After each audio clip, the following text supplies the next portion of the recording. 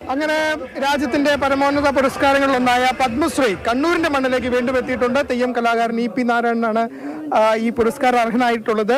അദ്ദേഹം ഈ തെയ്യം ത്തിന്റെ ഭാഗമായി നിൽക്കുമ്പോൾ സമയത്ത് തന്നെ ഈ ഒരു പുരസ്കാരം കിട്ടിയെന്ന് പറയുമ്പോൾ സത്യത്തിൽ എന്ത് തോന്നുന്നു? ഏറ്റവും വലിയ സന്തോഷം, ഇതിനപ്പുറം വലിയ സന്തോഷം പറയാനില്ല.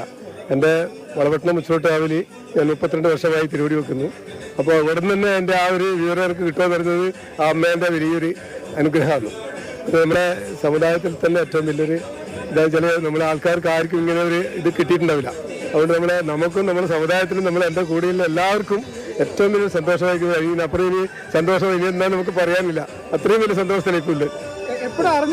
ഇന്ന് ഇവിടെ വന്നതിന് ശേഷം അമ്മേൻ്റെ അടിയന്തരം തുടങ്ങിയതിന് ശേഷമാണ് അതിൻ്റെ ഒറിജിനലായിട്ട് അതിൻ്റെ വിവരം ശരിക്കും കിട്ടുന്നു.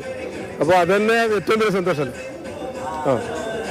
എത്ര വർഷമായി ഞാൻ തെയ്യം രംഗത്ത് 4 വയസ്സ് മുതൽ ചെറിയ തെയ്യങ്ങൾ കെട്ടാൻ തുടങ്ങിയിട്ടുണ്ട്. ഇപ്പം 68 വയസ്സായി. അപ്പോൾ 68 വർഷത്തിൽ 32 വർഷം ഇവിടെ തന്നെയായി.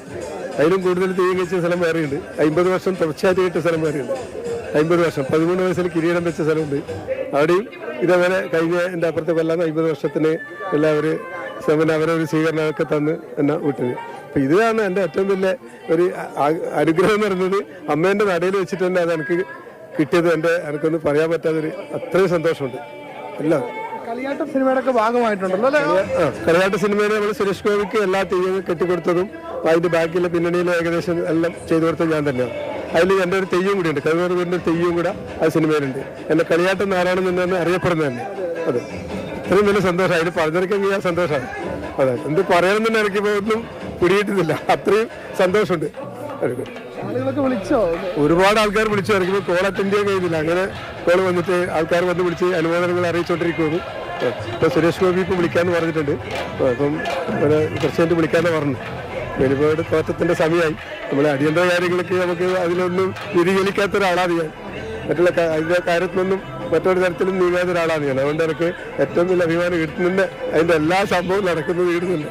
അതിലേറ്റവും സന്തോഷമുണ്ട്. അതുണ്ട്. ഇപ്പോൾ തോറ്റം നിൽക്കാനായി 29-ാം തീയതി കൂടി.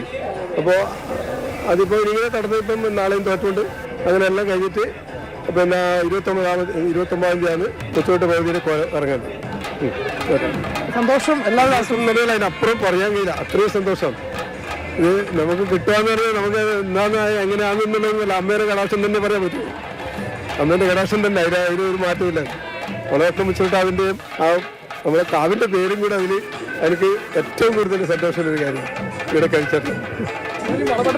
മുച്ചിലോട്ട് കാവിലെ തെയ്യത്തിന്റെ ഭാഗമായ എല്ലാ ഒരുക്കങ്ങളും പൂർത്തിയായ സമയത്താണ് ഈ പുരസ്കാരം എത്തുന്നത് എന്നതാണ്. അങ്ങനെ ഈ പുരസ്കാരം ഒരു കറക്റ്റൊരു മുഹൂർത്തത്തിൽ തന്നെ ലഭിച്ചു എന്നതും ഇരട്ടി സന്തോഷമാണ് അദ്ദേഹത്തെ സംബന്ധിച്ചിടത്തോളം.